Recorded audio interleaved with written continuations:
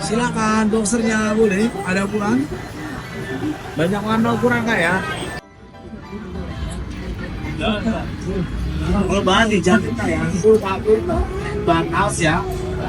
Bahan tebal kak ya, anti kutir, anti badai kak ya, tidak tembus angin kak ya.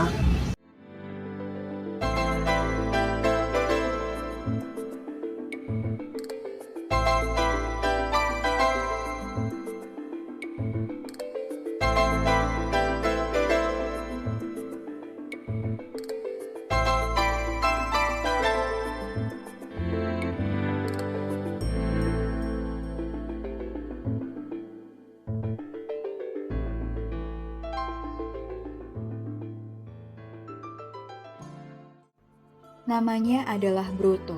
Umurnya 45 tahun dan merupakan orang asli Pekalongan, Jawa Tengah. Di pasar Tanah Abang ini, dia sudah bekerja selama kurang lebih 10 tahun, tepatnya di toko Bonzano yang menjual pakaian pria. Mas Broto yang akrab dipanggil Mas Bro ini merupakan salah satu di antara banyaknya pedagang Tanah Abang yang secara aktif melakukan live TikTok untuk berjualan.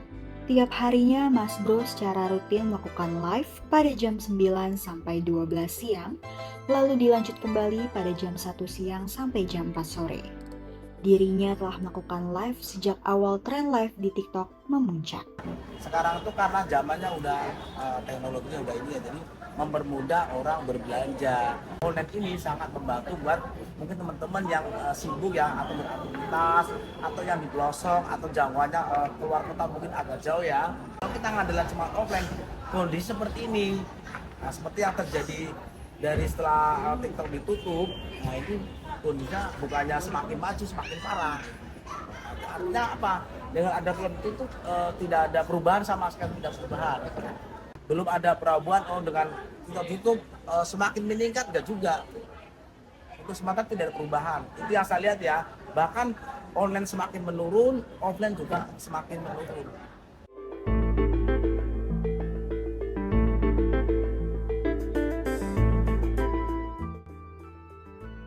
Pasar Tanah Abang merupakan pasar tekstil terbesar se-Asia Tenggara yang telah berdiri sejak tahun 1735. Pasar tersebut menjadi pusat utama perdagangan pakaian dan tekstil di Indonesia, Asia, bahkan dunia. Para pedagang di Tanah Abang mengatakan bahwa mereka bahkan bisa menghasilkan omset hingga puluhan juta rupiah. Tak hanya itu, penjualan barang pun bisa sampai ke luar negeri. Seiring berkembangnya teknologi, hadirnya sosial commerce memberi dampak negatif kepada beberapa toko di Tanah Abang. Beberapa dari mereka yang tutup tidak mampu untuk membayar sewa kios karena banyak pelanggan yang beralih ke sosial commerce atau online shop.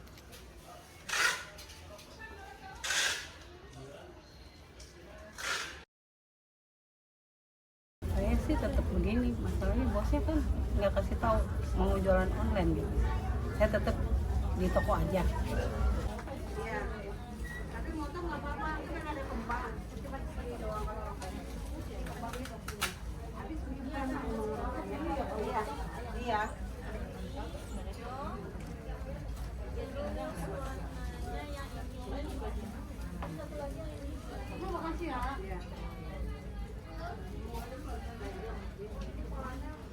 Apa? Ubah ini. Tuh ada cewek nih. Tuh bar tuh. Mantap. Oh. Terima kasih buat kakak-kakak. Terima kasih ya. Bubur palsu. Juragan batu akik ya. Oke, terima kasih Kak ya. Terima kasih Kak ya. Semoga berkah Kak ya. Terima kasih banyak. Sarang keong. Kalau yang lain itu kan hanya sebagai kayak semacam toko. Kalau kita ini toko plus hiburan. Jadi orang itu kalau misalnya itu tuh nggak kemana-mana. Nah, kalau misalnya ke kayak toko oranye, toko biru, toko hijau, toko merah segala macam ya, itu kan cuma toko kita langsung hanya orang yang membutuhkan saja atau yang perlu sesuatu barang ya. sedang di TikTok ini kan kita bisa lihat hiburan dan belanja. Nah, ketika orang scroll, oh ini lagi, terus itu ada list sedang membeli gitu ya, itu ada orang penasaran, mungkin dari lihat, besok lagi kok dia lihat, ada lagi, itu ada ketertarikan. Nah di situ bedanya di situ. Kalau di toko lain itu tidak ada kayak gitu. Beberapa bulan yang lalu sempat dihebohkan dengan protes para pedagang Tanah Abang yang meminta untuk platform toko online dihapuskan. Namun, pada tanggal 12 Desember 2023 lalu, fitur keranjang kuning TikTok Shop kembali dibuka. Perbedaan tersebut terlihat ketika Mas Bro melakukan live saat fitur keranjang kuning dihapuskan dan setelah fitur keranjang kuning dipulihkan.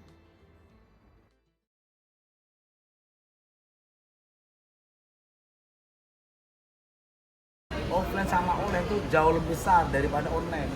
Omsetnya lo ya, jauh lebih besar. Karena ketahuan per harinya. Kita sebutin aja ya, kurang lebih per hari itu bisa sampai 200-150 resi lah ya.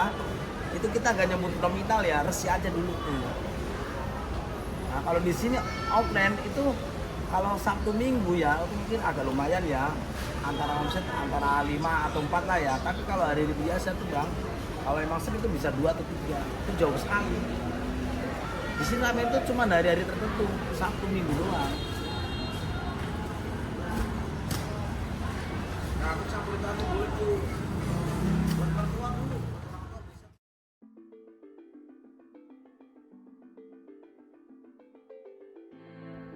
Maraknya live TikTok Shop juga terjadi di Pasar Aur Kuning, Bukit Tinggi, Sumatera Barat, yang juga merupakan salah satu pusat grosir terbesar di Pulau Sumatera. Tahun ini kami mulai dari jual online Bang, dari Shopee, dari TikTok. Baru tahun ini kami mulai.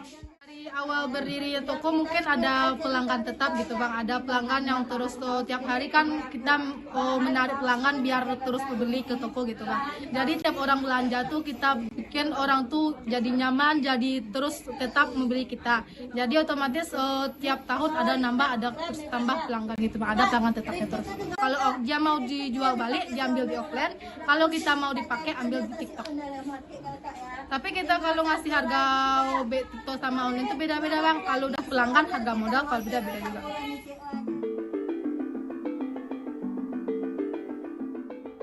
Sayangnya tidak semua pedagang pusat grosir mampu beradaptasi dengan tren sosial commerce. Salah satunya adalah pedagang di pusat grosir Cirebon atau dikenal juga sebagai PGC. Munculnya social commerce memberikan dampak negatif bagi para pedagang di PGC. Sebagian besar pedagang di sana memilih untuk menutup toko mereka karena tidak mampu membayar sewa kios. Beberapa pedagang yang masih bertahan juga jarang mendapati pelanggan. Pengunjung pun hanya sekadar jalan lewat depan kios mereka. Salah satu pedagang yang bertahan di PGC adalah Pak Endang yang juga kerap dipanggil Pak Ujang. Ia adalah penjual daster yang tetap bertahan di tengah-tengah gempuran sosial commerce.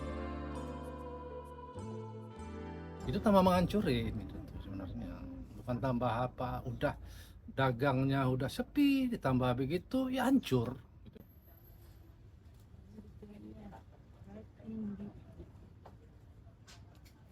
Masuk aja nggak apa-apa, udah kosong, nggak ada orang lagi.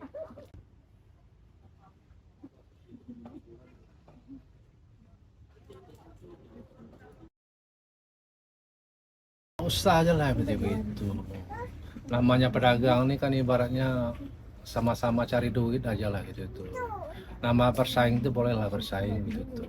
Tapi ini bersaingnya udah menghancurkan gitu tuh. Oke, bersaing sih oke, bersaing nggak apa. Kalau saya ini ya sama orang toko kan bersaing kan. Persaingan sehat. Misalnya orang jual 20.000, kita jual 20.000 kan bersaing sama itu tuh. Atau oke lah nggak apa-apa, siapapun lah nama pedagang. Kalau sifatnya bersaing begitu nggak ada masalah. Jadi jangan memihak sepihak lah gitu. Harusnya orang-orang tuh melihat ke bawah gitu. mana misalnya reaksinya. Dikaji lagi mana yang sekiranya untuk membantu agar kemajuan UMKM itu naik, ya kan? Terus dibatasi untuk barang-barang importirnya. Kenapa? Karena itu seperti kemarin kan banyak orang jualan tapi tidak kurang normal ya, dalam arti harga itu kan di luar harga normal itu. Jadi harus dikaji, terus deteksi yang jualan tidak normal. Kemarin kan banyak tuh pedagang nakal.